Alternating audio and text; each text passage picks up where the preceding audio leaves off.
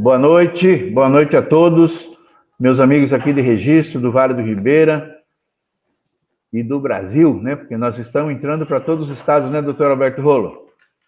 Antes de iniciarmos, nós vamos fazer uma live sobre fake news e internet, com um convidado muito especial, doutor Alberto Rolo, pai da matéria. Queria fazer uns agradecimentos iniciais aqui ao Frederico Simões, que é reitor do Centro Universitário do Vale do Ribeira, a Unicep, que nos cedeu aí o Helder Piedade, porque ele é professor, doutor lá, viu, doutor Alberto Rolo? E aí o Fred liberou todos os alunos para assistir a nossa live.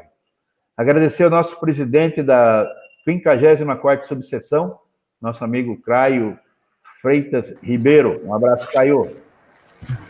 Vou ler aqui, rapidamente, o currículo do doutor Alberto Rolo. Primeiro eu vou falar do Helder. O nosso convidado especial é o doutor Alberto. O Helder é graduado lato sensu em Direito Processual Constitucional pela Unisanto. E também é graduado em Direito Processual Civil lá pela Unisanto. Pós-graduado em Metodologia do Ensino Superior nas Faculdades Integradas de Celesul. Graduação em Direito na Unisanto em 2004. Advogado e procurador municipal em Eldorado. E atualmente ele é presidente da subseção de Jacupiranga. Obrigado, Helder, de participar conosco aqui. O nosso convidado é o doutor Alberto Rolo. Alberto Rolo é advogado especialista em Direito Eleitoral, professor da Universidade Mackenzie de Direito Eleitoral, Direito Constitucional e de Ética e Disciplina. Mestre em Direito do Estado pela Pontifícia Universidade Católica, a PUC, em São Paulo. Doutor, é um prazer tê-lo aqui e vamos iniciar já. Nós estamos falando aí das fake news. Vou fazer o primeiro questionamento aqui para o senhor. As fake news, a gente tem acompanhado aí pelo TSE, no TRE em São Paulo, participei de uma palestra lá com o presidente, antes dele tomar posse, e ele falou que a desinformação é um fato que vai ter muito questionamento nessas eleições de 2020, né? E agora tem uma regra especial para ela, inclusive crime eleitoral, né? Então, que tipo de notícia pode ser considerada fake news, doutor Alberto Rolo? Então, vamos lá, Gilberto. Eu primeiro queria agradecer o convite que você fez para participar dessa live, agradecer a presença do Dr. Helder, presidente da nossa OAB Jacupiranga, os demais presentes nessa reunião. Agora é uma forma diferente da gente fazer reunião, né? Você mencionou aí alguns alunos. Hoje eu tive reunião lá de congregação do Mackenzie, que as nossas aulas se iniciam na segunda-feira e vão ser aulas virtuais, até que fique autorizado o retorno presencial. Então, agradeço o convite. Vamos lá, vamos conversar, é um bate-papo. Você mencionou, Gilberto, a importância das redes sociais hoje. E a gente tem visto cada vez mais, isso eu diria que se acentuou em 2018, então vamos falar de 2018, cada vez mais a importância das redes sociais. As redes sociais ganharam importância nas campanhas eleitorais, no direito eleitoral. Mas, infelizmente, algumas pessoas não usam da forma correta as redes sociais. Usam contando mentiras, usam achincalhando a moral alheia, e isso precisa ter uma regulamentação, isso precisa ter um freio, isso precisa ter um controle.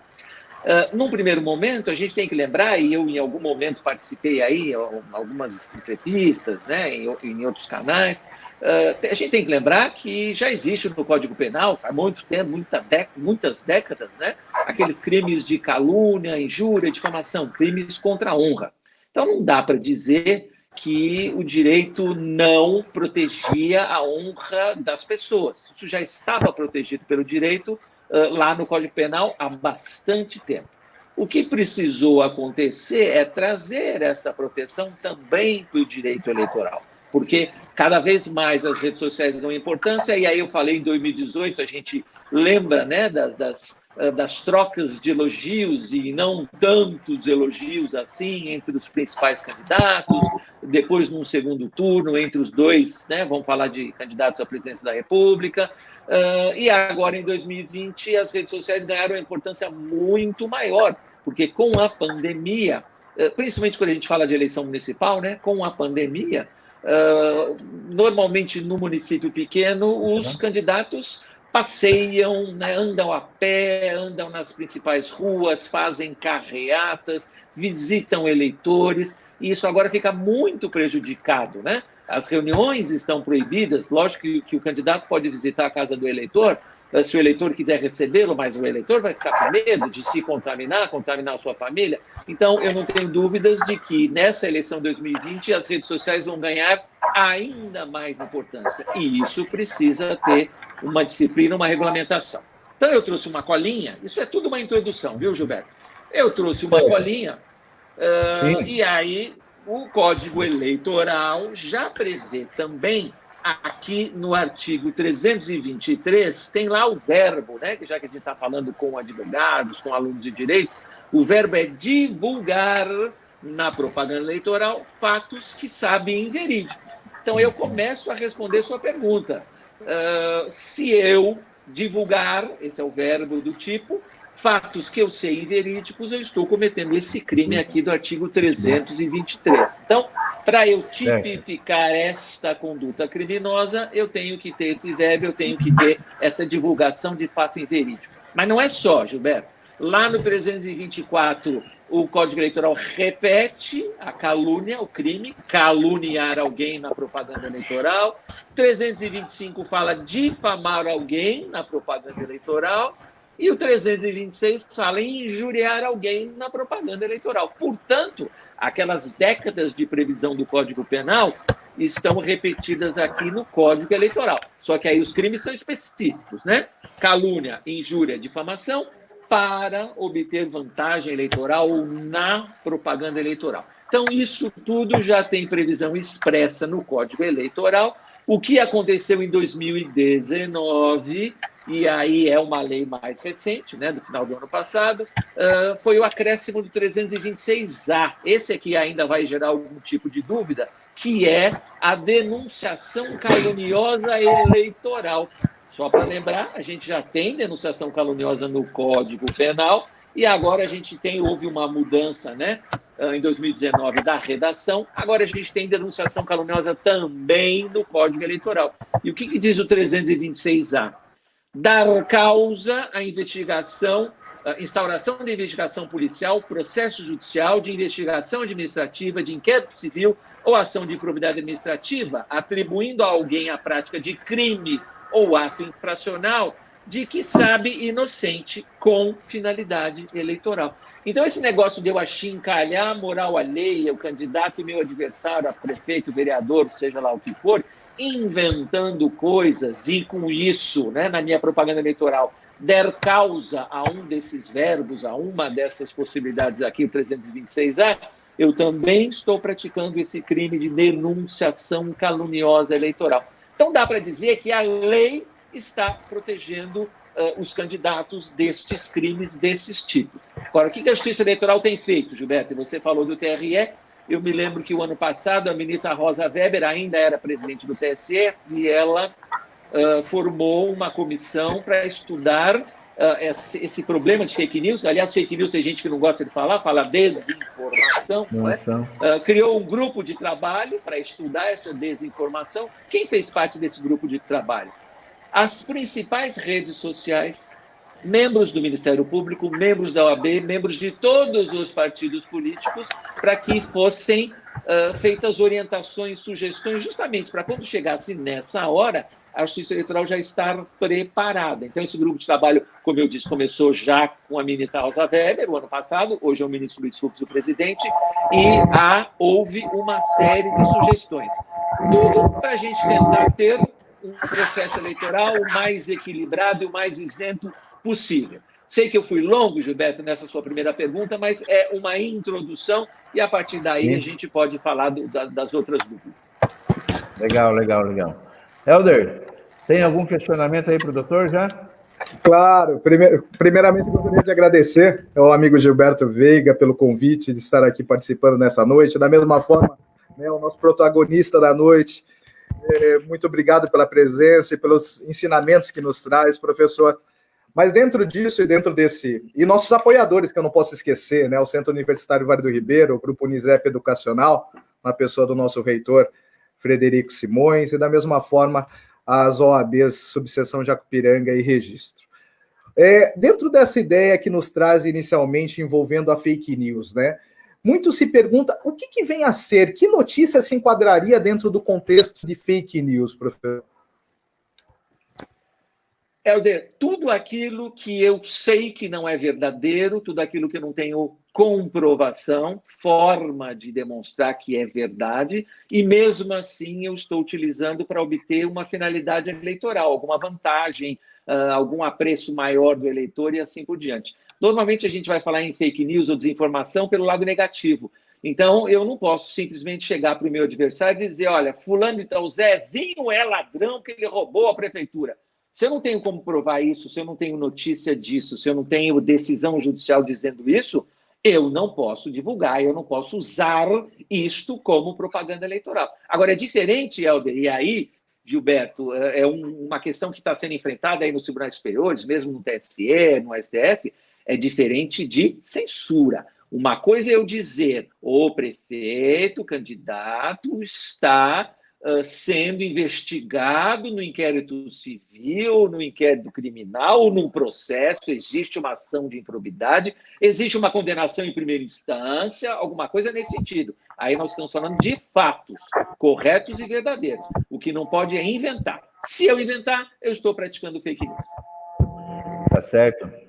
Então, doutor, o que deve ter uma mensagem, né, para que ela seja considerada fake news eleitoral? O que deve ter nesse contexto dela? Então, Gilberto, coincidentemente, né, hoje foi um dia feliz, porque hoje o TSE aprovou todas as alterações, né, das resoluções para as eleições de 2020, por causa da emenda constitucional 107. Então, essas resoluções foram aprovadas hoje. Então, hoje dá para ver, já está no site, como é que ficou o texto com as mudanças das datas, as alterações das datas. E aí, numa dessas resoluções, diz lá que também é fake news você divulgar uma informação de terceiro que você não checou, que você não verificou.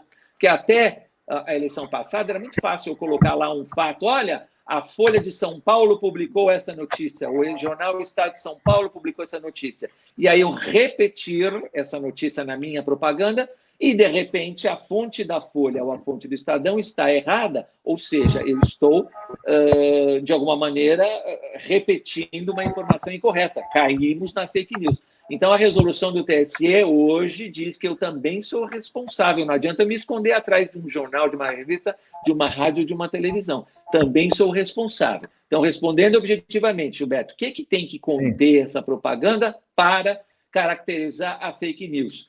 Mentira. Coisa que eu não consigo provar, afirmações que eu não tenho como verificar a sua veracidade. Inclusive, a Justiça Eleitoral, e aí todo mundo vai se lembrar do que a gente conversou hoje, lá na frente o TSE vai fazer propaganda na televisão, no rádio, dizendo o seguinte, olha, se você não tem certeza dessa notícia que você recebeu na sua rede social ou no WhatsApp, não repasse. Aquilo que a gente ouve falar já faz bastante tempo. Na dúvida, não repasse. Então, legal. Você vai checar e vai ter certeza de que é correta a informação, ou na dúvida não repassa, porque se você repassar mentira, se você repassar inverdade, se você repassar coisa errada, você também é responsável. Tá certo. Antes de eu passar aqui para o Helder, doutor, só queria registrar que nós estamos com uma audiência ótima, qualificada, viu? É fruto do nosso palestrante aí, que é de primeira linha também. Vai, Helder. Doutor, dentro desse formato, né, dentro desse cenário que o senhor vem nos trazendo, de que forma nós poderíamos ambientar a figura do crime, principalmente dentro do ambiente eleitoral, principalmente quanto às punições, né?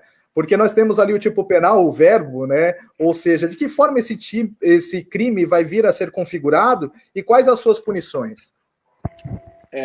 Qualquer ofendido, né, vai usar as ferramentas processuais, os instrumentos processuais, representação, em termos genéricos, e vai pedir a atuação da Justiça Eleitoral para punir o responsável pela ofensa. E aí, então, eu posso agir processualmente. Acho até que não precisa, aí é opção de cada um se sentir ofendido, fazer um boletim de ocorrência prévio, alguma coisa do tipo, eu acho que não precisa, acaba perdendo tempo. Representa diretamente lá, já que a gente está falando de eleição municipal, no juízo eleitoral competente para aquela eleição, leva os fatos. Hoje em dia, a gente faz certidão de interteor, né, daquela página de internet, porque hoje está lá a ofensa, agora às 19 horas e tantos minutos está lá a ofensa, amanhã talvez possa não estar mais. Então, faz um print, tira uma foto, algum indício, alguma maneira de que isso seja comprovado, possa ser levado ao Poder Judiciário e, se possível, essa é a melhor, né, o melhor dos mundos, fazer uma certidão em cartório, porque se depois apagar aquela página, a ofensa já foi praticada, né? Então, dá para agir judicialmente. Agora, vamos falar das penas, né? Nesse artigo novo, 326A, que foi aprovado o ano passado, inclusive teve veto do presidente Bolsonaro em alguns artigos, né, que era uma lei que era maior, que tinha outras alterações, e esse veto foi derrubado no final do ano passado. A pena para esse 326, que é a tal da denunciação caluniosa eleitoral. Qual é a pena? Reclusão de 2 a 8 anos e multa. E aí, nos parágrafos, tem aumento de sexta parte da pena se o agente se serve de anonimato ou de nome suposto, quer dizer, inventa, né, um perfil falso, né, para praticar o crime. E parágrafo 2º a pena é diminuída na metade se a imputação é de prática de contravenção. Quer dizer, uma coisa é acusação de crime, outra coisa é acusação de contravenção. Então, as penas são, eu não diria que são penas tranquilas, não, né? O parágrafo 3º fala: incorrerá nas mesmas penas quem comprovadamente ciente da inocência do denunciado e com finalidade eleitoral divulga ou propala por qualquer meio ou forma o ato ou fato que lhe foi falsamente atribuído. Isso responde à seguinte pergunta, Helder. Mas e eu não pratiquei, né, o crime, mas eu repeti isso na minha rede social. Está aqui o crime. Você também que reproduzir, você que repetir, está praticando também esse mesmo crime. Por isso é que deu tanta discussão ano passado essa lei, né, essa alteração aqui da denunciação caluniosa eleitoral. Muito bem. Perfeito. Antes de continuarmos aqui, doutor, como eu falei que nós estávamos com uma audiência muito boa, quero mandar alguns agradecimentos aqui das pessoas que estão nos vendo. O Azarias Sanches do Amaral, amigo nosso lá de Juquiá. O Renato Junqueira, grande amigo nosso, parceiro, presente em nossas lives. O Cláudio Teodoro, José Roberto Martins Cerone, Jefferson Magário, o G. Dias de Carvalho, Andréia Moravec, Ítalo Costa, Vanderlei Garça, Geraldo Divino de Oliveira, que é presidente da Câmara de Cajati, o Beto Melcher, lá de Pedro de Toledo, a Vanessa Arminiato Barros, o Sérgio Schmidt, grande abraço, Sérgio, vereador lá em Pariquera Sul, Chico Reis, Flávio Rocha, Gilmar de Lima, arquiteto lá de Curitiba. Estamos chegando lá em Curitiba, viu, doutor? Da Mãozinha Verde, um grande grupo lá de proteção ao meio ambiente. Cirineu, o Flávio Rocha, Geraldo já falamos, a Soraya Castellano, Helder, está aqui nos vendo, viu? Um abraço para ela depois, é a coordenadora dos cursos, né? Exato, é coordenadora do curso de Direito. Isso, o Amarildo, Rodrigo Mendes, vereador ali de Pariquera Sul, Karina Cristina Volpini, está nos prestigiando, hein, Helder? Legal. Um abraço para todas essas pessoas aí. Richard Queiroz, o Gabriel Marcos Espínola, todos aqui. Depois nós vamos fazer a segunda rodada, né? Então, doutor Alberto, nesse contexto que o senhor falou dos crimes aí, das penas, tudo nessas respostas, quem é o responsável por uma notícia falsa? O criador ou quem compartilhou o conteúdo? E tem mais, tem diferença se a mensagem foi postada nas redes sociais ou enviada através do aplicativo como o WhatsApp, por exemplo, o Telegram, um desses aí? Então, vamos lá, Gilberto. Você mencionou um monte de gente que está assistindo a gente, eu agradeço essa audiência. Uhum. E aí, eu lembro, né, como a gente vai começar as aulas segunda-feira, eu peço para os alunos deixarem as câmeras ligadas para eu saber que eles estão prestando atenção. Porque não adianta entrar na sala e ficar deitado na cama, né? Agora não, que é à noite, mas de manhã a aula começa às 7h30, imagina só. Para justamente ter essa interação aqui. Então, vamos lá, respondendo objetivamente.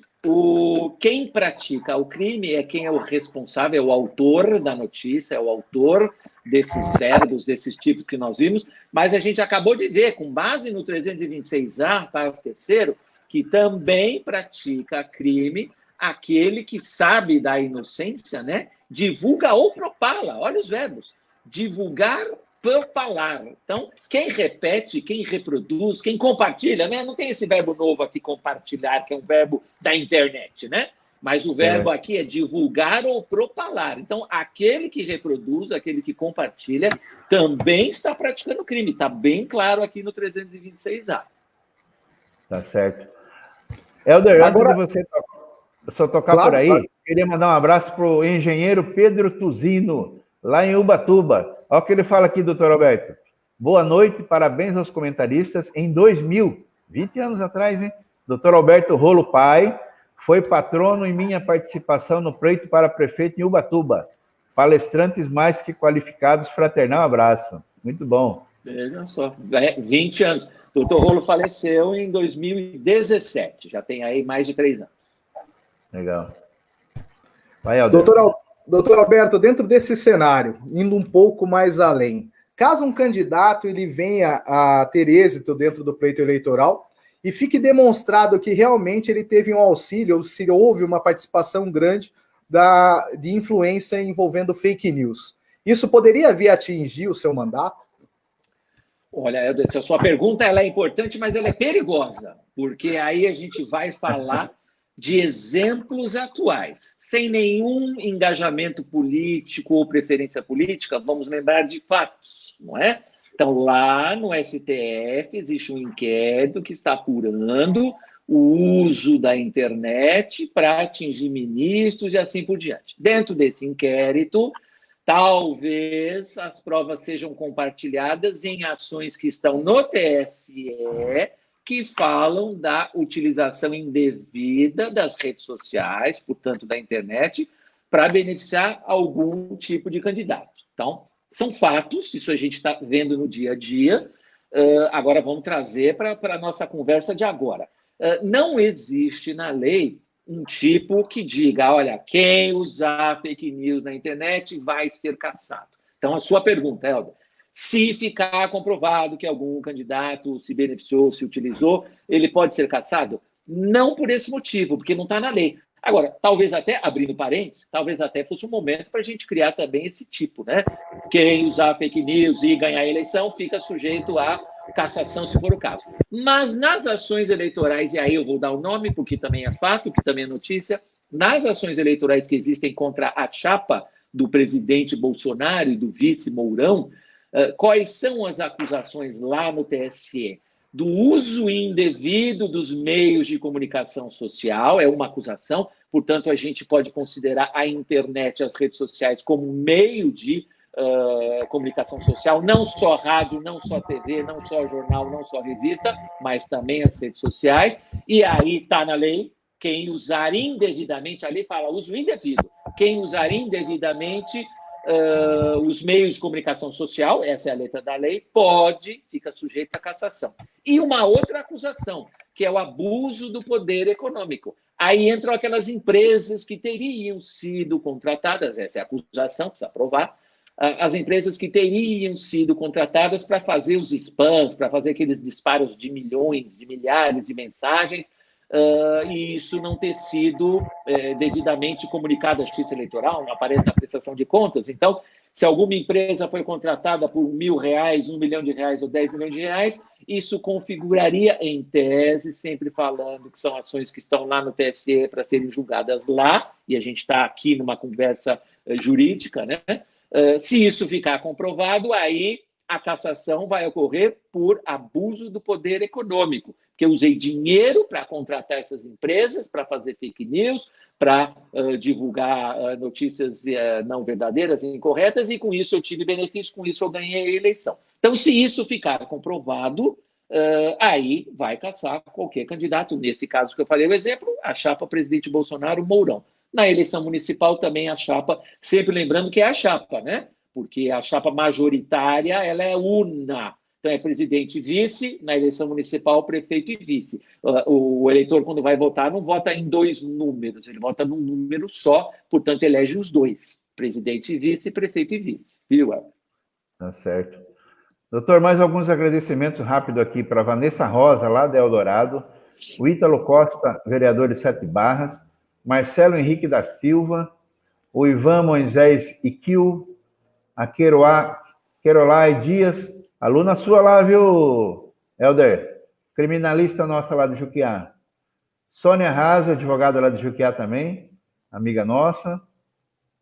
A Querolai já falamos. A Vera Vasconcelos, pré-candidata a vereadora aqui de Registro.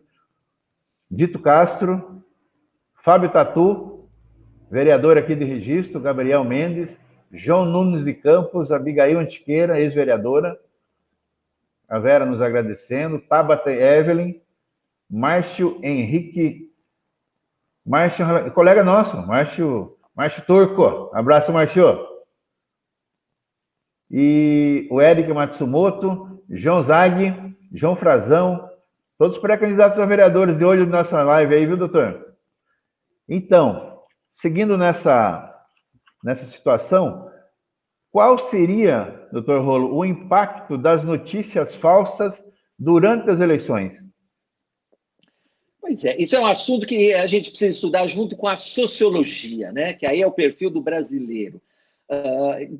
De uma maneira geral, isso é alguma coisa que a gente tem que aprender enquanto cidadãos, enquanto eleitores, né? É não acreditar na primeira notícia. Vamos sair um pouquinho da eleição só, Gilberto, vamos falar da pandemia. Vira e mexe, aparece um milagreiro aí. Olha, eu tenho uma vacina. Olha, se você rezar 3 Ave Maria e pular 3 vezes, você vai ser curado do Covid-19. Tem gente que acredita. Lá nos Estados Unidos, o pessoal, aí eu não vou falar só do Brasil, não sei se foi o Trump que mandou injetar Cândida, a turma injetou Cândida achando que é, sabe? Então, a pessoa tem a tendência a acreditar na primeira coisa, na primeira notícia, ou em todas as notícias que recebe. Então, respondendo objetivamente, infelizmente, isso não é bom, infelizmente o impacto é grande.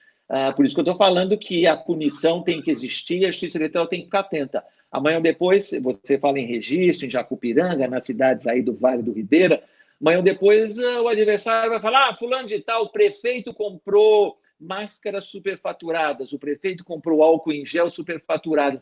É mentira, isso não é verdade, é uma desinformação, mas se essa notícia mentirosa atingir um número grande de eleitores, o desmentido nunca atinge o mesmo número, a mesma quantidade. Então, vai ter um prejuízo. Então, infelizmente, e aí voltando, resposta objetiva, o impacto de fake news, o impacto de mentira é muito grande. Se não tinha interesse em fazer isso, não tinha interesse em contratar essas empresas por baixo de pano, deep web, né, que o pessoal faz, se não houvesse nenhum tipo de vantagem, de ganho com esse tipo de coisa, né? Agora, tem vacina, tem remédio? Gilberto, em algum momento já me perguntaram, bom, doutor, então vai ser catástrofe o resto da vida? Não acho que vai ser catástrofe. O eleitor, o cidadão, vai ter que aprender. Vamos voltar na Covid. Se a gente receber agora um WhatsApp dizendo, olha, ali na farmácia da esquina tem uma vacina por R$100, eu tenho que falar, não é possível, ninguém falou disso, ninguém disse que essa vacina já estava estudada, aprovada pela vez ou sei lá o quê. Quer dizer, o próprio eleitor, o cidadão, tem que ter esse discernimento, duvidar. Então, quanto mais o eleitor aprender a duvidar da primeira notícia, menos impacto vai ter essa mentira nas eleições. Mas, por enquanto, o impacto ainda é grande, Gilberto. Tá certo. Professor Alberto, dentro dessa ideia, falando de eleitor, falando de cidadão, o que o Tribunal Superior Eleitoral nos trouxe como mecanismos visando investigar, visando punir, visando deter a fake news? Tem algum tipo de tecnologia, algum aplicativo dentro desse nosso mundo, né, 4.0, dentro desse nosso mundo digital? Então, vamos lá, Helder. Naquele grupo que a Melissa Rosa Weber criou já o ano passado e que continua trabalhando, várias sugestões foram dadas e, inclusive, a gente tem visto isso agora. Eles assinaram lá um termo de compromisso, né? Parece até um TAC lá do Ministério Público, um termo de ajustamento de conduta, se comprometendo a... Olha só o problema que tinha em 2018, cumprimento de ordem judicial. O juiz mandava tirar aquela página do ar hoje, demorava 15 dias para tirar, porque a rede social ia ficar discutindo se era ou não censura, sabe? Quer dizer, começava a discutir, tudo bem, é um assunto importante para ser discutido, mas peraí, veio a ordem judicial para tirar aquela página, tira, depois discute, né? Então, dentro desse ajustamento, aí, dentro desses compromissos que foram firmados, um deles é cumprir a ordem judicial imediatamente. Recebi a ordem hoje, está aqui 10 minutos, essa página está fora do ar. Depois a gente vai discutir se é censura ou não, o atingido, né, vai discutir se é censura ou não, mas a rede social firmou o compromisso de cumprir imediatamente a ordem judicial sem questionar. Esse é um ponto. Outro ponto, e eu insisto, que a gente já tem observado nessas últimas semanas, a própria rede social está fazendo um exame mais acurado, mais detido de determinadas postagens. Então, a própria rede social está... e aí a justificativa jurídica deles é a seguinte: essa postagem está em desacordo com as minhas regras, com a minha linha editorial, vamos dizer assim, portanto, eu, rede social, vou lá e retiro essa postagem. Tem muita gente que anda reclamando que a rede social está fazendo isso. Então, dentro do que é possível, a Justiça Eleitoral estimulou esse tipo de atitude, que está dentro dessa... né, do cidadão conseguir atingir um nível, né, de maturidade, então isso também vai atingir as redes sociais. As redes sociais vão atingir um nível de maturidade e elas mesmas vão retirar do ar essas páginas. Se não funcionar, processo judicial, como a gente já falou, Helder, e aí pedindo para a Justiça retirar. Agora, e para o cidadão comum? Né? O cidadão comum, a Justiça Eleitoral já aperfeiçoou, já existia antes, aperfeiçoou para essa eleição 2020, um aplicativo chamado Pardal. Né? Guardem esse nome, chama Pardal. Então, é só entrar lá na sua loja, né, de aplicativos, no celular, no computador, e baixa, faz o download desse aplicativo chamado Pardal. Então, esse Pardal é um contato direto com a Justiça Eleitoral para qualquer eleitor, qualquer cidadão, denunciar propaganda eleitoral irregular. E dentro da propaganda eleitoral irregular, fake news. Agora, qual foi uma das mudanças de 2018 para cá? Em 2018, o cadastro do eleitor ou do denunciante, vamos colocar assim, ele era meio precário. Então, o pessoal às vezes usava nome falso, a gente acabou de ver, né? Criava um perfil falso para fazer uma denúncia.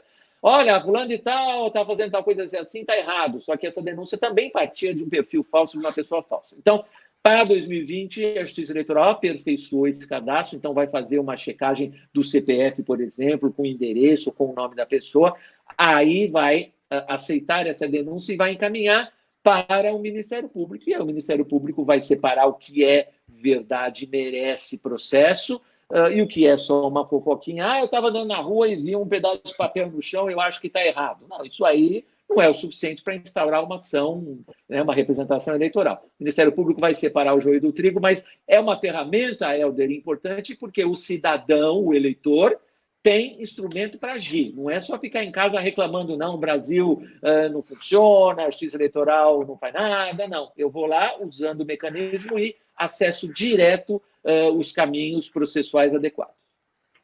Legal, legal. Obrigado. Doutor Rolo, nós estamos vendo aí no inquérito das fake news do Supremo, muitas ações em cima dos deputados, vários deputados aí, que até foram expulsos de partidos, né, sob acusação de disseminar notícias falsas. Eles podem participar de votações e reuniões lá no Congresso, mesmo estando... Ele tem um mandato ainda, né? Continua recebendo salário normalmente e tal? Continua lá no Congresso, sem partido? É isso mesmo, Gilberto. O mandato eletivo, quem dá é o eleitor. O eleitor vota e, se ele consegue votos suficientes, ele está eleito para representar.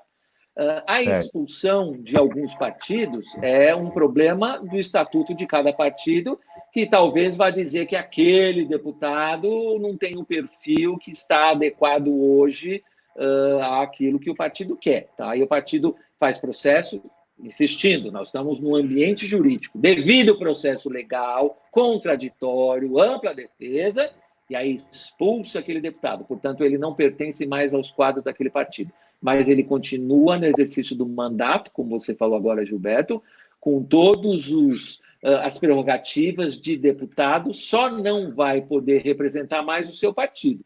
Então, se ele é, por exemplo, membro daquela bancada, daquele partido na CCJ, na Comissão de Constituição e Justiça, ele perde essa vaga, o partido vai colocar outra pessoa.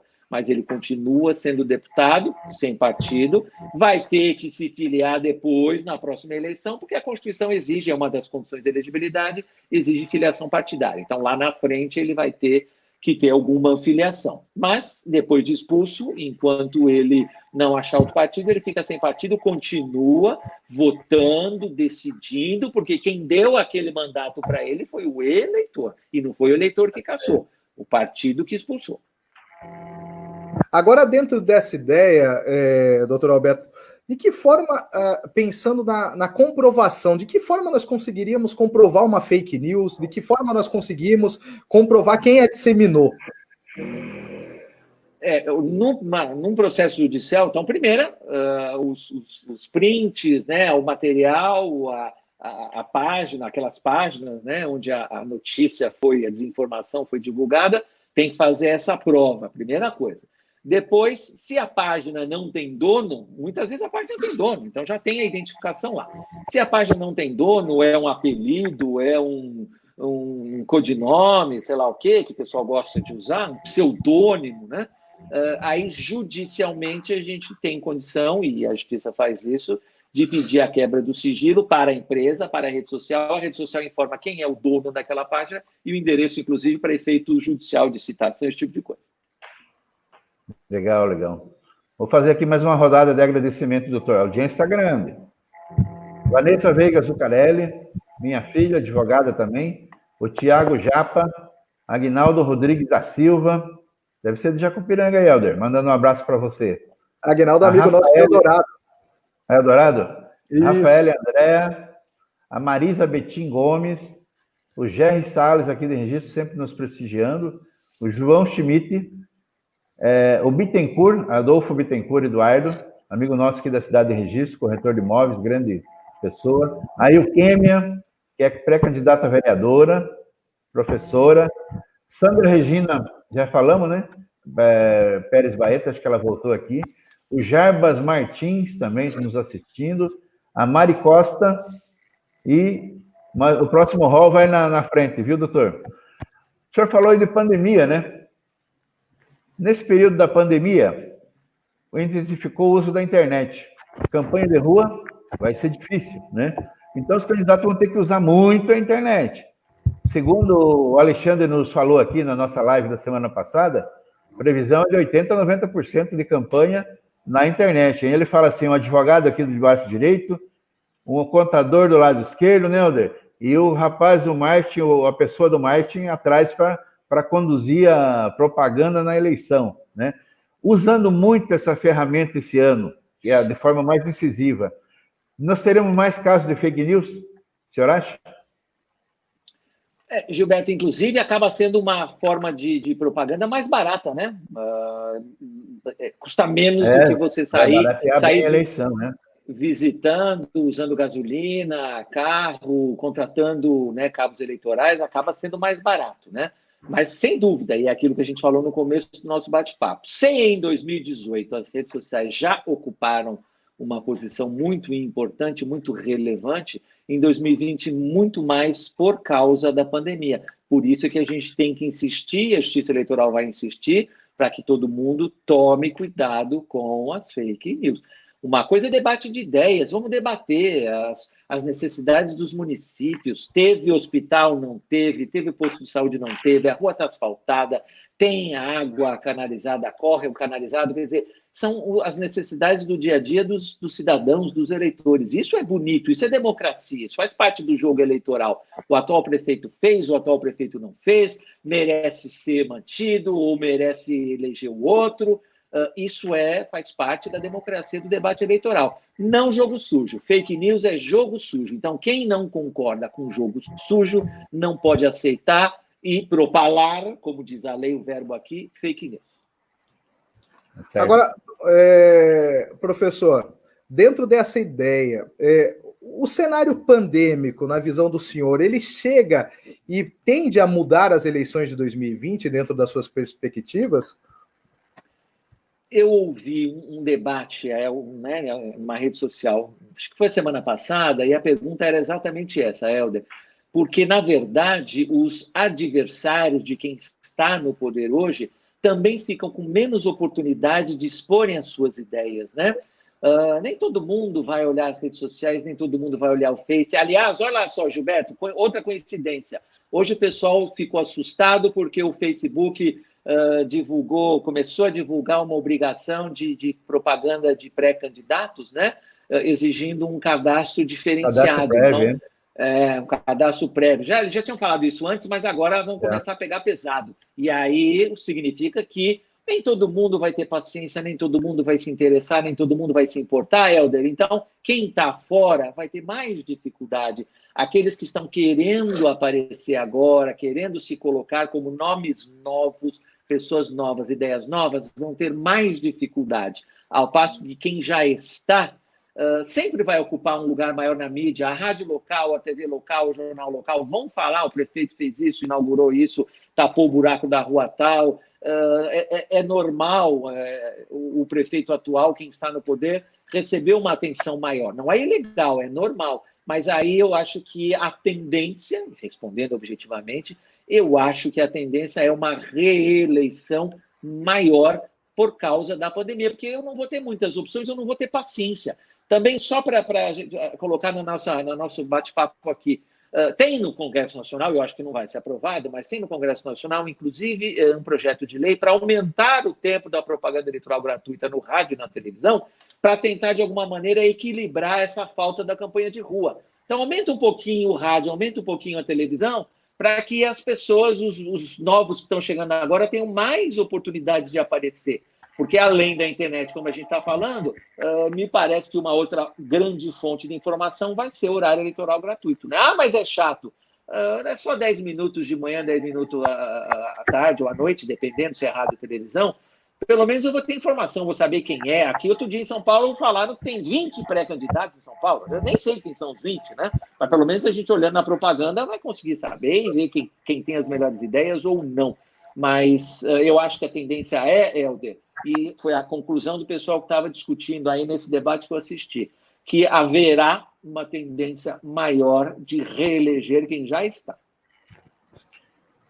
Doutor Alberto, nessa situação da pandemia, na situação de usar muitas redes sociais agora, como que vai ficar a pré-campanha nesse período aí? Nós ganhamos um período grande de pré-campanha, né? E o que pode e o que não pode fazer lá nas redes sociais? Ficou um pouquinho maior. Basicamente, a emenda 107, a emenda constitucional 107, atrasou o calendário eleitoral em 42 dias. 42 né? dias. Então, basicamente, a gente ganhou aí um período ou quem é pré-candidato, ganhou um período também de 42 dias. Então, só para lembrar as datas. Então, agora é agosto, 31 de agosto, 16 de setembro são as convenções. Depois, até dia 26 de setembro, prazo para registro, até 19 horas. O pessoal está acostumado que é 23h59 quando vai fazer inscrição para o vestibular, né? Não, aqui é 19 horas. 19 horas, do dia 26 de setembro, último dia para o partido da entrada nos pedidos de registro. E a campanha a partir do dia 27 de setembro. Então, até o dia 26 de setembro, nós vamos falar em pré-candidato. Como você falou, Gilberto, tem vários aí, pré-candidatos. O que eu posso fazer? Posso expor as minhas ideias, eu posso fazer a divulgação das minhas qualidades pessoais. Eu tenho uma formação assim, eu tenho uma experiência assada, eu sou enfermeira, eu sou médico, eu sou, para a gente falar de pandemia, então eu quero melhorar a saúde, ou eu trabalho em tal lugar e estou vendo que dá para melhorar. Então, a pessoa pode divulgar as suas ideias, as suas vontades, as suas plataformas. O que não pode fazer agora? Pedir voto. Ou seja, dentro desse raciocínio, olha, eu trabalho no posto de saúde do município tal e eu estou vendo que dá para melhorar tal coisa assim, a população ser melhor atendida, vírgula, para isso eu preciso do seu voto. Não, esse complemento não pode ser feito agora, pode ser feito lá na frente, agora não. Então eu posso dizer, olha, eu tenho formação, eu quero melhorar a saúde, eu quero melhorar a educação, ponto. Tá certo. Perfeito. Gilberto, me permite, nós começamos a falar dentro da... Né, estamos chegando já e falando em registro de candidatura, em campanha, então trazendo algum aspecto um pouco mais pontual, doutor Alberto, eu lhe pergunto quanto à figura do candidato durante o período eleitoral. Ele poderia vir e participar dentro do ambiente como o nosso, participar de uma live, vir a participar de um programa de televisão? Qual que são as limitações trazidas pela legislação? Então, vamos lá, Helder. A lei faz uma distinção expressa de o período da pré-campanha. Então, na pré-campanha pode fazer entrevista, pode participar de live, não tem problema nenhum. Depois da campanha eleitoral, portanto, a partir de 27, não pode haver tratamento privilegiado. E aí, sabe qual é o exemplo que todo mundo vai lembrar? Jornal Nacional, a bancada do William Bonner. William Bonner, o Jornal Nacional, chama todo mundo para ficar 10 minutos lá, ainda põe aquele reloginho na nossa cara lá, né? Porque o tempo tem que ser igual para todo mundo. Então, na campanha eleitoral, os espaços têm que ser iguais. Então, é lógico que não pode proibir o rádio e a televisão de fazer uma entrevista, mas se fizer, tem que dar espaço igual para os outros candidatos também. Então, estamos fazendo uma distinção entre rádio e televisão. Live, não. A não ser que você diga que essa nossa live está com 3 milhões de pessoas visualizando. Aí eu vou dizer que já é mais do que o Jornal Nacional, né? Então, uma live que a gente vai ter um número limitado de pessoas, um número limitado. E outra coisa, tudo bem, a televisão também liga quem quiser. A live a gente tem, né, que pedir para entrar. Então, tem uma participação limitada. Então, a live vai poder continuar. Os próprios candidatos vão fazer isso nas suas redes sociais, perfeito, vão pedir voto, isso está perfeito. E colégios, organizações vão poder fazer sem problema nenhum. Agora, depois do dia 27, tem que tomar um pouco de cuidado com o equilíbrio de todos os candidatos. Doutor, nesse período aí da pandemia, os candidatos poderão pedir voto de casa em casa para não causar aglomerações em comícios. O horário eleitoral pode sofrer mudança por conta disso. Nós recebemos aqui em registro, eu acho que teve lá em Jacupiranga, todos os representantes do Ministério Público na região estão recomendando que façam convenção virtual, né? Deve vir recomendação para não ter comício. Vamos ver como é que vai estar lá perto de 15 de novembro, né? Então, como que nós vamos abordar o eleitor, incentivar o eleitor a votar? As aglomerações estão restritas até por decretos federais e decretos estaduais. Então, comício, como você diz, eu acho que está complicado. Lógico que a lei não proíbe, e aí o problema é, a lei eleitoral permite o comício, mas um decreto estadual, um decreto federal proíbe a aglomeração. Então, eu acho que todo mundo vai ter que respeitar essa proibição de aglomeração. Agora, visita sim, visita com máscara. Se você for convidado a entrar na casa do eleitor, é lógico que vai ter muito eleitor que vai ficar com medo de se contaminar e contaminar a sua família. Então, muitas vezes, não vai querer receber o candidato na sua casa. Isso é bonito de uma campanha municipal, né? O pessoal conhecer os candidatos nas cidades pequenas. O Brasil tem mais de 5.500 municípios. Maioria, 99%, são municípios pequenos, médios, né? Então, a campanha eleitoral é bastante bacana, bonita nesses rincões, nesses lugares menores. Só que vai ficar prejudicado, sim. Agora, lógico, você falou de convenção. O TSE fez lá uma resolução com orientações para fazer as convenções de forma virtual, mas não é obrigatório. Pode fazer presencial se o pessoal comparecer. Não é obrigatório, é uma recomendação. E visita, lógico, vai depender de cada um. Fazer comício eu acho um pouco mais difícil, como diz você. Vamos ver lá mais para frente como é que vai estar a pandemia. Mas aí a recomendação não vai ser da lei eleitoral, que a lei permite. Vai ser problema das regras da pandemia. Legal. Professor, o ministro do Supremo, né, presidente do TSE, Luiz Roberto Barroso, recentemente ele nos afirmou que as eleições, né, que serão em novembro, elas serão seguras apesar da pandemia. Dentro disso, nós podemos garantir que o cidadão ele realmente vai estar seguro para votar em novembro?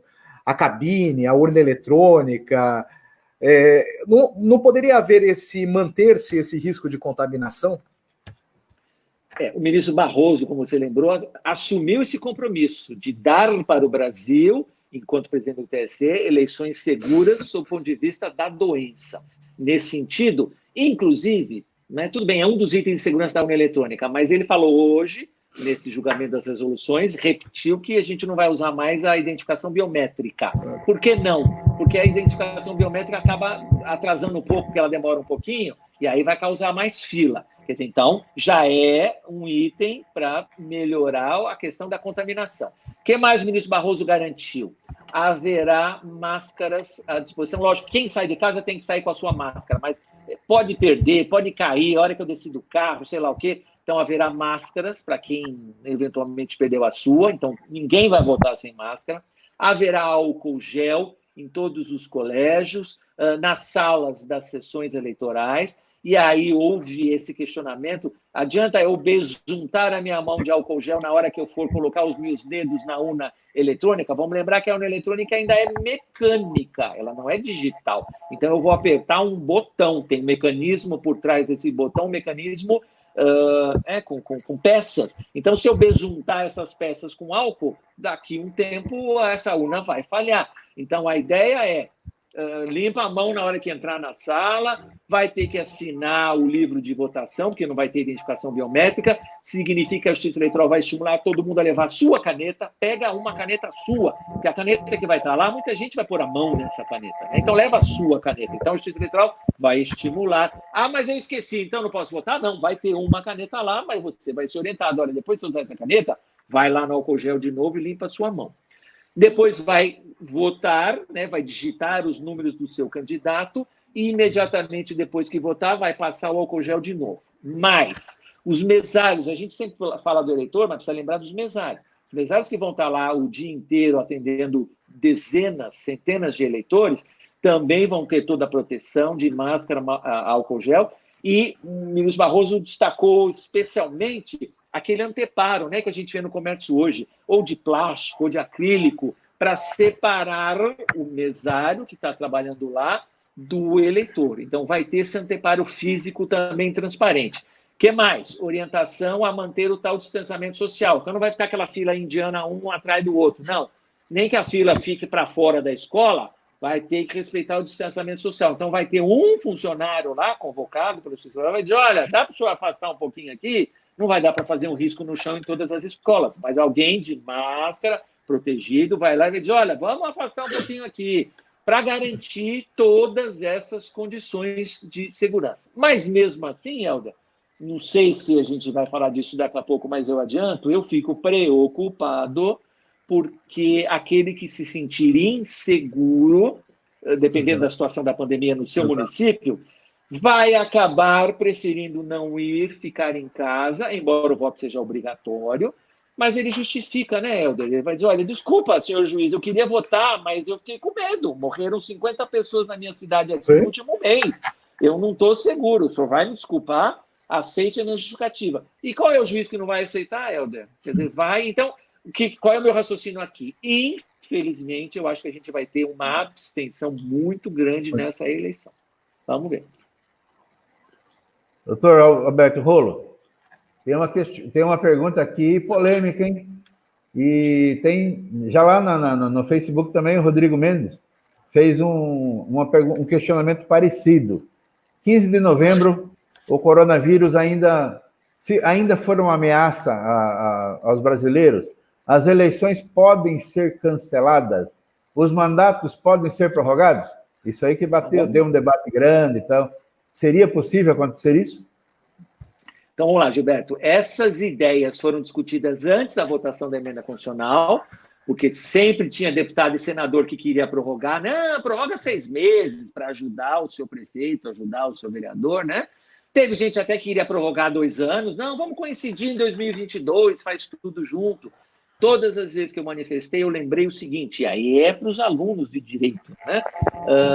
A nossa democracia está fincada, calcada, também, não é só, também em 2 princípios. Um é a alternância de poder, trocar poder, isso é democracia.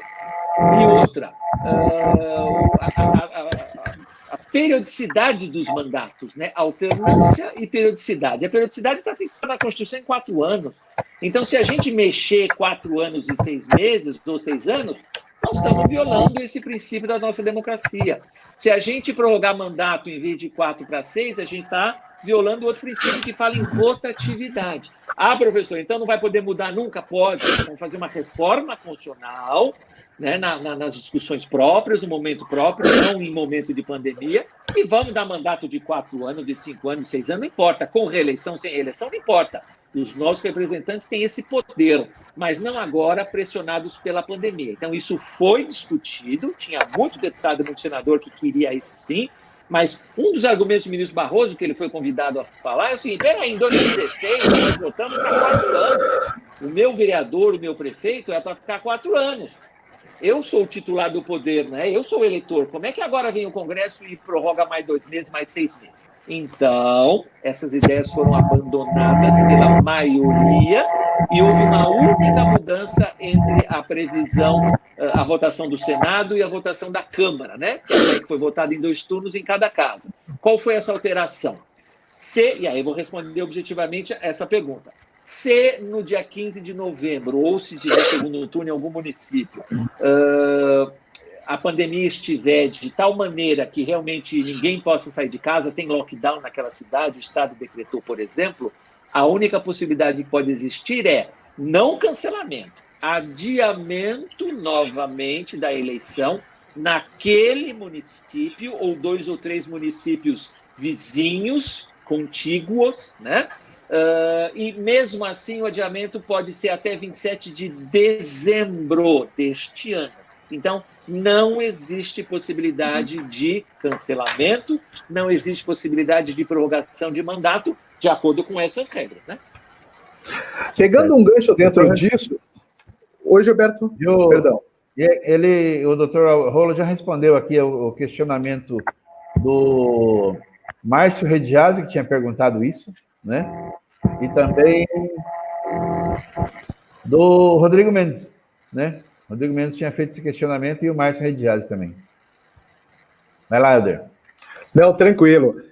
Pegando o gancho, né, dentro dessa conversa de adiamento das eleições e observada a nossa estrutura federativa, professor Alberto, qual seria a sua visão no que toca à ideia de uma eleição única, de unificação das eleições em nosso país? Né? Nós termos um dia só para escolher todos os agentes políticos nossos, né? Qual que seria a tua visão dentro disso?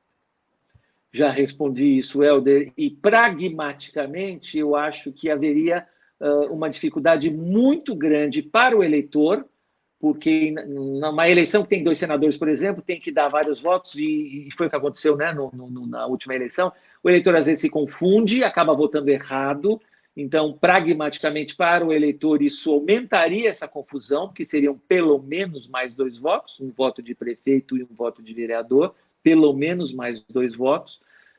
Agora, principalmente, ia atrapalhar a campanha eleitoral, e aí o eleitor, que tem tantas coisas para se preocupar, né, tantas coisas importantes no seu dia a dia, na sua vida, provavelmente não iria prestar atenção numa campanha de vereador ou numa campanha de prefeito, ia se concentrar na eleição de presidente e governador, e aí ia deixar para segundo plano a eleição municipal, e os municípios são tão importantes, o nosso dia a dia é no município, todo mundo vive no município, então não dá para pensar só no presidente, eu quero votar nesse presidente, eu quero votar nesse governador, e deixar de lado ou dar menos importância a uma campanha municipal. Isso ia acontecer fatalmente. A gente vê isso, pessoal, na eleição geral, né? Eu quero votar no presidente, vota no governador e não vota em deputado. A gente vê essa discrepância do número de votos válidos para presidente e número de votos válidos para deputado, por exemplo. Não vai atrás, não se interessa, não quer saber quem são os candidatos, quer votar só para presidente, mesmo o presidente sendo o último, né, da ordem de votação. Então, eu acho que essa unificação seria complicada por esses 2 aspectos. O aspecto do eleitor, da confusão, e o aspecto de deixar em segundo plano a eleição municipal. Agora, vamos lá, Helder. Quem decide isso é o nosso Congresso. Então, se o Congresso for decidir isso, não vamos prorrogar mandato. Vamos dizer o seguinte: em 2024, que vai ser a próxima eleição municipal, quem for eleito vai ser eleito para 2 anos, para coincidir em 2026. Ou quem for eleito vai ser eleito para 6 anos, para coincidir em 2030. E não fazer isso agora, na metade do jogo, né, Helder? O pessoal é muito esperto, né? Vai mudar a regra do jogo no meio do campeonato, né? Exatamente. Não pode, não pode. Doutor, né, nós estamos no período da pandemia, nossa região aqui teve no vermelho, foi para o laranja, foi para o amarelo, abriu tudo, muitos casos de internações, voltamos para o vermelho já fazem 2 semanas. Nessa situação, se lá em 15 de novembro ainda tivermos na condição de vermelho lá, que proíbe só casos essenciais e tudo, né? Se o eleitor ficar com medo de votar, ele pode sofrer alguma consequência? Tem alguma punição para o eleitor? Então, vamos lá, Gilberto, acabou a bateria do meu fone, eu acho que eu vou continuar sem, aqui tá tranquilo, tá me ouvindo, né? Tá bom, bom som, tá ótimo. Então, vamos continuar. Está mais ou menos dentro daquilo que a gente falou das outras perguntas, quer dizer, é possível prorrogar a eleição, mas aí quem vai decidir é o Congresso. TSE informa, olha, Congresso, lá no município de Registro, lá no município de Jacupiranga, a pandemia não está permitindo que os eleitores saiam de casa, precisam marcar outra data. E aí o Congresso vai marcar, é o decreto legislativo, é muito mais fácil, e vai marcar desde que seja até 27 de dezembro. Agora, então, é o raciocínio que a gente já desenvolveu. Agora, a sua pergunta objetiva. Se o eleitor não for votar, vamos lembrar, o voto é obrigatório. Se o eleitor não for votar, tem consequências? Tem. Agora, essas consequências vão ser sofridas, por exemplo, né? O pessoal não vai poder tirar passaporte, o pessoal não vai ter empréstimo em banco público, o pessoal não vai fazer matrícula em universidade pública. Então, esse tipo de restrições, elas vão acontecer se o eleitor não votar e não justificar. Então, quem não for votar, justifica. É fácil, tem um prazo de 30 dias para justificar. Justifica, e aí a pandemia é uma excelente justificativa, quer dizer, é triste, mas é correta. Justifica que não foi votar por causa da pandemia, o juiz vai acolher a justificativa e eu passo a voltar a estar quite com a justiça eleitoral. Não vou sofrer nenhuma consequência. A consequência é se eu não votar e não justificar. Gilberto, posso? É você. Claro. Professor, o que nós poderíamos esperar de uma eleição como a vindoura, dentro de um cenário pandêmico, com uma possibilidade real de práticas grandiosas de fake news, e dentro de uma sociedade bipolarizada como a nossa, dentro de uma sociedade dividida num contexto político como a nossa? Olha, eu acho que vai haver uma exploração, como você disse, né? Situação pandêmica, uma exploração do que foi feito ou que não foi feito, né? Em muitos municípios. Olha, o hospital deu conta, o posto de saúde tinha respirador, não tinha respirador, tinha máscara, não tinha máscara, tinha cloroquina, não tinha cloroquina. Quer dizer, isso vai ser explorado politicamente, e aí vai caber ao eleitor separar esse joio do trigo. Vai haver, porque a gente está vendo que isso está acontecendo na prática, né? Vai haver exploração, fulano de tal comprou, fez um contrato, né, sem licitação, que a lei agora autoriza, e houve superfaturamento. Quer dizer, vai haver verdades, né, notícias verdadeiras vão ser divulgadas e exploradas, como a gente vê em vários estados, não é? Que está sendo investigado, fulano foi preso, há uma acusação de superfaturamento, o eleitor é que vai ter que saber separar o joio do trigo. Então, eu acho que esse tópico vai ser bastante explorado e a gente precisa tomar cuidado para separar o que é verdade e o que não é verdade, né? Tá certo. Doutor, o que esperar de uma eleição nesse ano de pandemia, com possibilidade da real prática do uso das fake news? Essa, eu acho que o Gilberto tinha saído, né? Que caiu. Isso. Caiu lá, legal. Então, o nosso roteiro aqui esgotou, vamos fazer algumas questões aqui, doutor, que estava nas perguntas, né? Uma que tem aqui, a vaquinha eleitoral. Vamos mudar um pouco do tema aí da fake news? Tem alguma fórmula de conferência do recebimento das doações e que a pessoa pode doar? Quem pode doar até quanto? Dá bem rapidinho uma explanação aí. Então, vamos lá. A vaquinha eleitoral é possível a partir de 15 de maio, né? Então, já passou, já é possível hoje.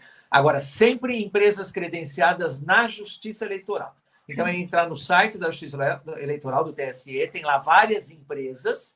Eu, pré-candidato, vou escolher uma delas, vou contratar, porque são empresas privadas, vou contratar essa empresa e essa empresa vai prestar um serviço para mim de arrecadação da vaquinha eleitoral. Quem pode doar? Pessoas físicas, qualquer pessoa física. Sempre o limite de doação da pessoa física vai ser 10% do seu rendimento bruto do ano anterior. Então, pega lá o imposto de renda de 2019, 10% é o que eu posso doar. Tem um limite diário, mas o máximo que eu posso é 10% do meu, ainda que eu faça várias doações, né? 10% do meu rendimento bruto do ano anterior. Só que esse dinheiro só vai ser repassado para o candidato depois do pedido de registro, ou seja, a partir do dia 27 de setembro.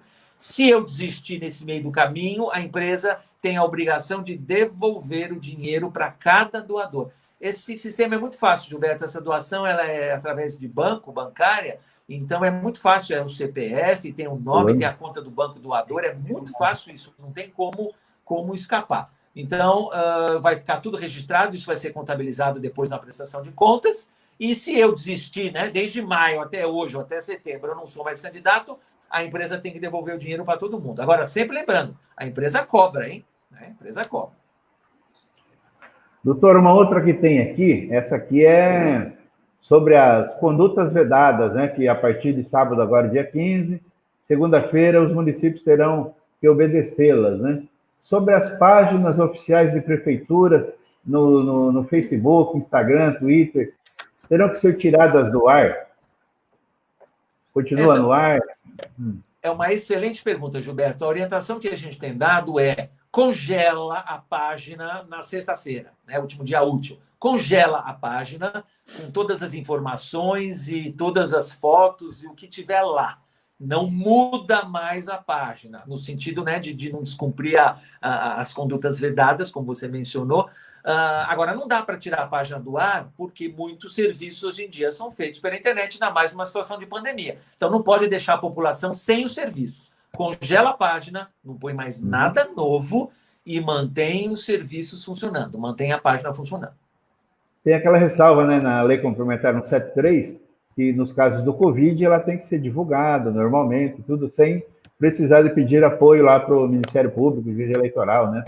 Emendando aí, doutor, teve um caso que hoje ainda estive conversando ontem com meu amigo Antônio Moreno, ele tem uma empresa de assessoria aos municípios, ele fez uma live, lá a gente participou. Assim, ó, o prefeito, nesse período agora, ele vai para a reeleição. Ele não vai usar mais nada na página da prefeitura para divulgação lá das obras, dos convênios e tudo, né? Na página pessoal dele, como que ele poderia usar? Ele pode fazer essa divulgação? Na página pessoal dele, precisa tomar, lógico, ele vai divulgar fatos, coisas que ele faz, mas precisa tomar cuidado para não usar material, coisas da prefeitura. O pessoal, por exemplo, me perguntou, a assessoria de imprensa tirou uma foto, fez um filme na escola tal, assim. Eu não posso utilizar essa foto, esse filme, que é da prefeitura, portanto é dinheiro público, na minha página pessoal. Na minha página pessoal eu vou falar, eu sou o prefeito, de repente até por um cuidado extremo, eu sou o Zezinho visitou a escola tal, não sei o que, do lado de fora, né? Tem que separar o que é público e o que é privado. Porque o Zezinho não pode entrar na escola, já que ele é o prefeito, e depois fazer vídeos e fotos e colocar na página privada dele, né? Pessoal dele. O controle disso, né, doutor, seria das pessoas interessadas, aí, digamos, da oposição, né? Exatamente. Se ele ceder, faz as denúncias, né? Porque, Gilberto, a foto é feita com um funcionário da prefeitura, a máquina é da prefeitura, a mídia que eu vou salvar o pendrive ou o computador que eu usei é da prefeitura, e aí, de repente, o prefeito começa a usar isso na página pessoal dele. Não pode misturar público e privado. Helder era procurador municipal, hein? Sim, Eldorado. Como é que está acontecendo lá, Helder? É um novo cenário, né? É uma nova visão essas eleições 2020, né? Ainda mais dentro da nossa região. Nós continuamos na fase vermelha, então é tudo muito novo, né? Muito se fala hoje do novo, e é assim que nós estamos vivenciando. Mas, professor Alberto, eu gostaria que nos trouxesse, principalmente para os nossos alunos que estão nos acompanhando, a mudança envolvendo a figura da eleição para o cargo majoritário e para a proporcional, ou seja, para os prefeitos e para os vereadores. Houve alguma alteração prática para esse evento em 2020? Essa é uma pergunta interessante, mas é difícil. Você sabe, quando eu estou dando aula para meus alunos, é complicado agora na internet, porque eu gosto de usar o quadro, desenhar, riscar, apagar, que aí isso que você está perguntando, eleição majoritária, eleição proporcional, quais são as regras, né? E uma das alterações específicas para 2020 é que não tem mais coligação para eleição proporcional. Então, agora os partidos disputam numa chapa única puro sangue de cada partido. O que é a eleição proporcional, para o pessoal entender, ou o que era a coligação, né? Você juntava 2, 3, 4 partidos, e aí todos os votos daquele partido eram contados como se fosse um partido só, e aí eu colocava a ordem de votação de todos os candidatos daquele partido. Então, era por isso que eu votava no candidato A e acabava elegendo o candidato B de outro partido. Vamos dar exemplos públicos. Eu votava no Tiririca e elegia o Zezinho da Silva. Por quê? Foi eleito com os votos do Tiririca, o famoso puxador de voto, né? Então, agora, eu até tenho o puxador de voto, mas os votos vão ser contabilizados para aquele único partido. Não tem mais coligação na eleição proporcional. Nessa linha aí, doutor, coligação proporcional, não mais. Só pode coligação no majoritário. E se esse partido que coliga no majoritário, mas ele não tem candidatos no proporcional? Só ali, só no majoritário. Ele pode fazer uso também do fundo partidário nessa coligação do majoritário? Para a eleição majoritária, sim. Se o nacional ou estadual repassar a verba do fundo partidário para aquela eleição, porque hoje a contabilidade é completamente diferente, separada. Então, vai ter uma contabilidade para a campanha majoritária. Então, se eu estiver numa coligação, este partido pode ajudar e aí usar dinheiro, né, do fundo nessa campanha majoritária. E tudo isso vai ser contabilizado e depois vai entrar na prestação de contas. Pode sim. Tá certo. Nós estamos já com 1h12, doutor. Vamos fazer mais 2 perguntas, Helder, antes de encerrar? Claro. Alunos? Então, dentro disso, na verdade, como que eles gostariam que nos fosse trazido um pouco mais de como que vai funcionar o período de campanha propriamente dito, né? Então, quanto a prazo, como já foi anteriormente comentado, mas com um pouco mais de profundidade, né? Alguns chegaram agora. Então, vamos lá. Campanha eleitoral a partir de 27 de setembro. Só uma emendada aí, doutor. Oi? Tinha aqui pergunta aqui. Só uma emendada aí. O jingle. Como que o candidato vai usar o jingle nessa linha aí já? Carro de som e jingle. Propaganda eleitoral a partir de 27 de setembro. As regras são iguais às que foram nas outras eleições, então pode usar jingle sim, carro de som sim, com as mesmas regras que já havia em 2016. Tudo é contabilizado na campanha eleitoral. Quem fez o jingle, né? Se houve doação, eu me lembro de gente falando, não, mas o meu filho é músico, ele fez o jingle. Tudo bem, então esse trabalho tem um valor, R$500. Coloca lá como doação estimada, R$500, porque o jingle não aparece do nada, né? Mesma coisa o carro de som, aí tem regra para o carro de som, não pode usar trio elétrico, né? Na lei fala, aí eu não trouxe na colinha, mas a lei tem as classificações em função da potência do som. Som menos potente, médio potente e mais potente. E tem inclusive 80 decibéis. Isso eu não decorei. Máximo. E tem como chama? Espaço fixo para medir, né? 7 metros da origem do som, com decimilímetro. Isso eu me lembro. Para você medir a potência do equipamento. Então, vai poder usar carro de som, mini trio elétrico, a partir de 27 de setembro. Aí vai poder pedir voto. Agora, cuidado, em cidade pequena tem esse problema. Não pode fazer barulho dentro, né? Então, perto de alguns prédios públicos, né? A lei fala em funcionamento também, igreja em funcionamento, escola em funcionamento, um fórum, a prefeitura, hospitais, clínicas de saúde, então não pode fazer barulho. Agora, também tem alguns exageros, não pode passar na rua tal que tem hospital. Não, não é que não pode passar na rua. Quando passar na frente do hospital, abaixa o som. Passou na frente do hospital, aumenta o som de novo. Não está na lei que aquela rua fica proibida a passagem. Não. Na frente daquele estabelecimento, não pode fazer barulho. Então, na hora que eu passar, eu abaixo o som e depois aumento de novo. Gilberto, se me permite... Opa! Nós falamos em duas, mas vou fazer mais um. Dentro dessa nossa semana de comemoração do mês da advocacia, do mês do advogado, eu não posso deixar de fazer. Professor, a importância do advogado, a importância do contador dentro dessas eleições.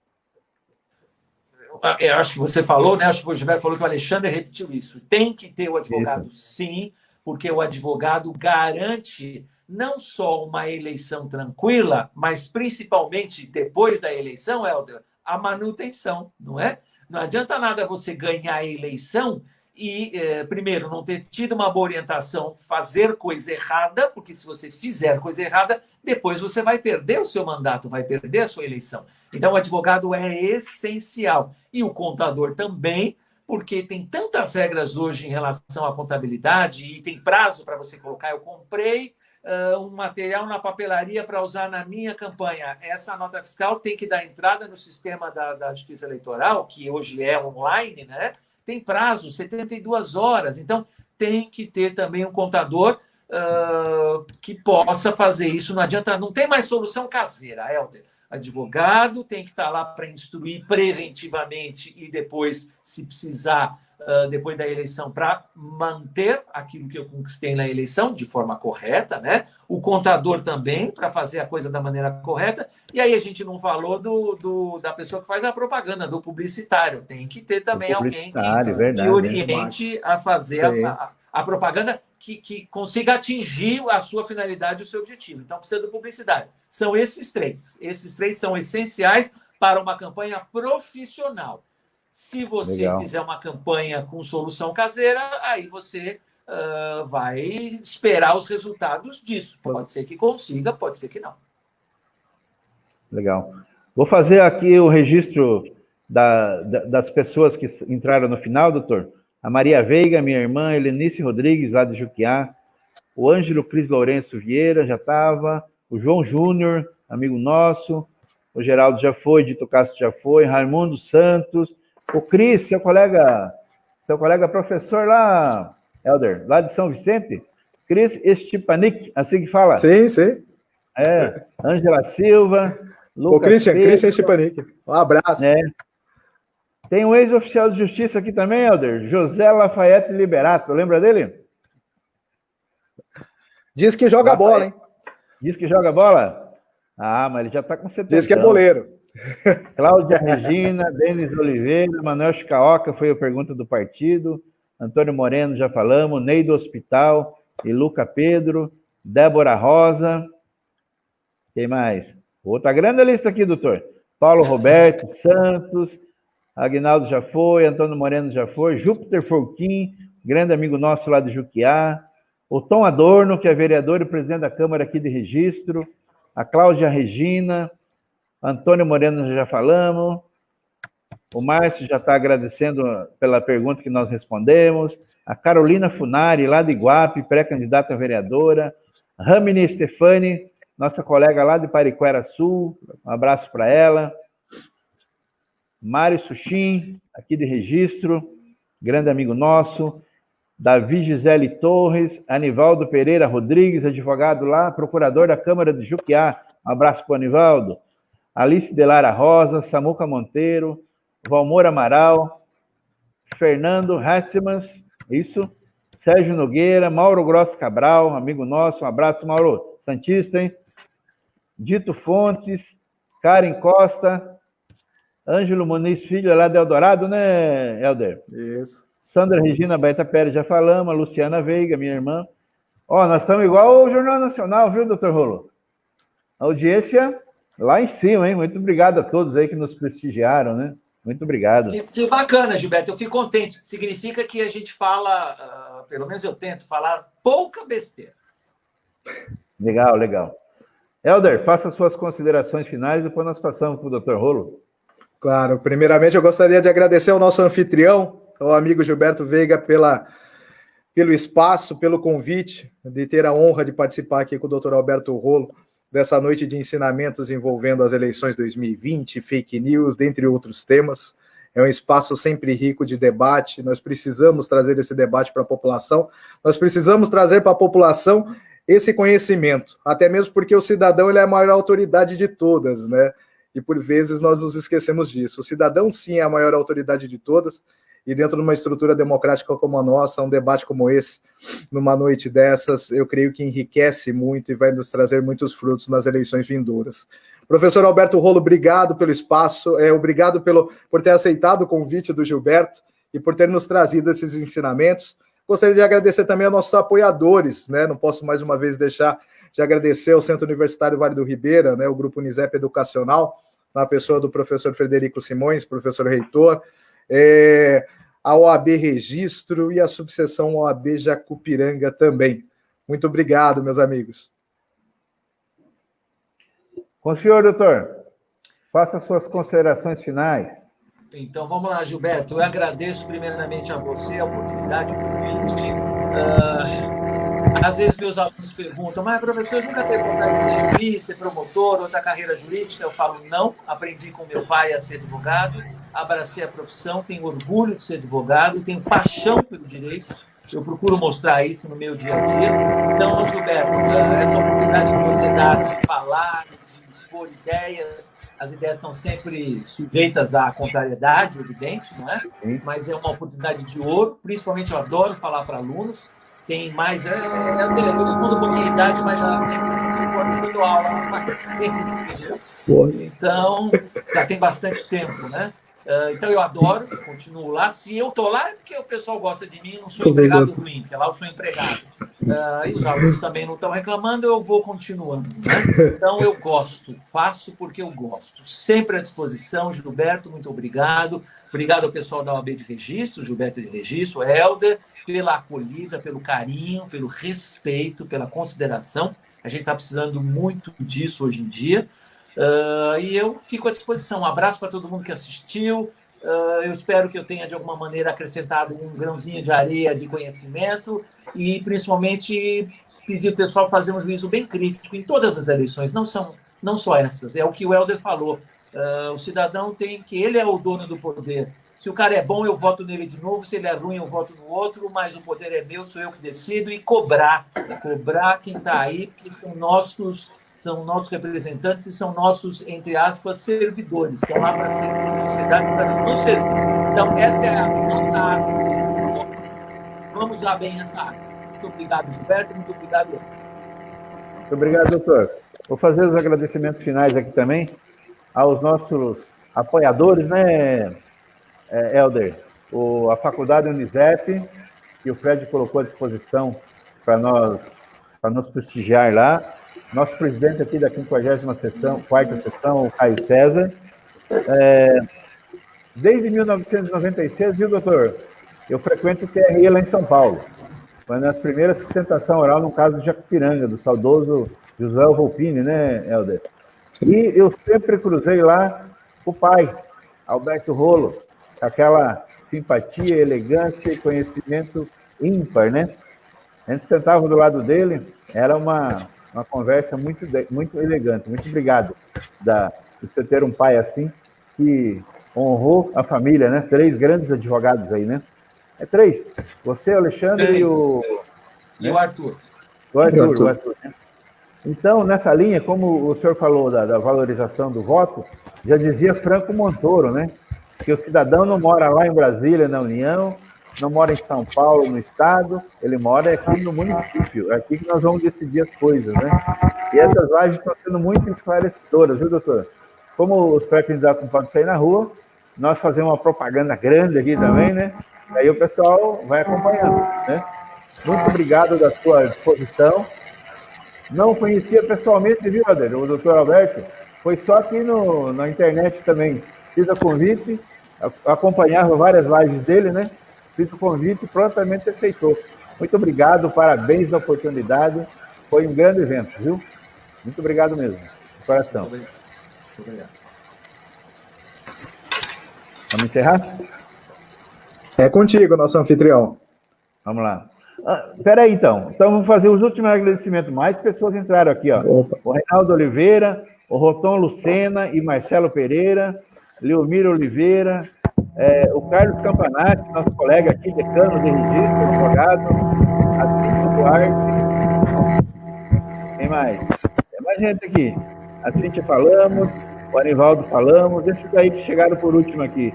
Mas foi uma audiência boa. O Alexandre foi recorde, e agora nós vamos medir a nossa aqui, doutor Alberto. Depois eu mando para o senhor também. Um abraço. Obrigado.